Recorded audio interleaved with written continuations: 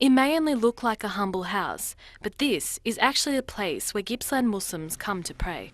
Allahu Akbar. Muslims in Albury have gathered here today at the Sacred Heart Memorial Hall to celebrate the Eid prayers, a temporary solution until they open their own Although there mosque. are drug and alcohol services available to those in need, the Latrobe Valley doesn't have a drug and alcohol rehabilitation centre, the closest one being hundreds of kilometres away in Melbourne. RACV data shows parts of the border aren't as safe as thought. RACV has warned residents to be more aware this winter, saying that thieves will strike when they see the opportunity. And that means keeping valuables out of sight, even when you lock your doors. It was a case of right versus left. Macmillan candidates Jim McDonald from the Liberal Democrats and Donna Lancaster from the Greens put their policies on the table. With the two major political parties getting all the limelight, other parties such as Liberal Democrats and Greens are getting left in the dark.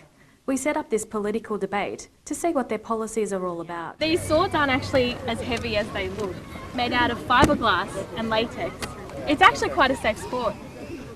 With so much fun on the battleground, a train and truck collision in Colac earlier this week has triggered concern in the region. The Liberal government has made it no secret that they want us to pay extra to see the doctor. But the Liberal Party denies these claims. The only change that we've made to Medicare is to make it more efficient. There was 200 people squished in this little blue-coloured boat. These are just some of the stories that are being told for World Refugee Week next week. The picturesque town of Walhalla has been one of Gippsland's biggest black holes in terms of mobile phone reception. After recent safety incidents in the town, today's news brought a sense of celebration and relief. We're announcing the Black Spot program will be rolled out here. The Communications Black Spot program will be rolled out here. Faces covered, wearing balaclavas, two thieves rammed a stolen silver Holden Commodore into the front of a Warrigal jewellery store at 2:15 this morning. Petit's jewellery store owners received the call at 2:30 a.m.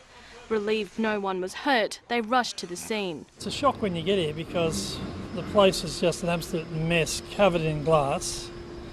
Like, the loss of the stock is really bad. Police suspect those responsible were not locals and were driving a stolen... Lost in a midnight blaze, the 70s holiday cabin burnt to the ground.